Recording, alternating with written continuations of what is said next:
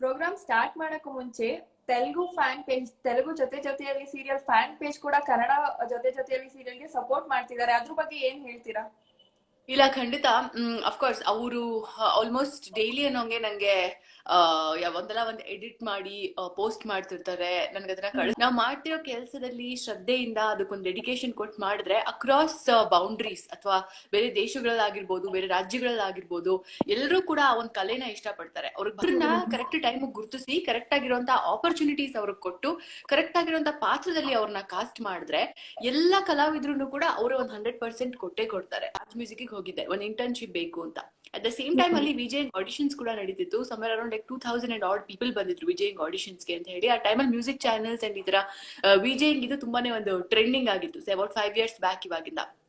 So ಹಾಗಾಗಿ ನಾನು ನಮ್ಮ ಕ್ರಿಯೇಟಿವ್ ಹೆಡ್ ನೀವು ಒಂದು ಆಡಿಷನ್ ಕೊಟ್ಬಿಟ್ಟು ಹೋಗಿ, let's see will you try your luck ಅಂತ ಹೇಳಿದ್ರು.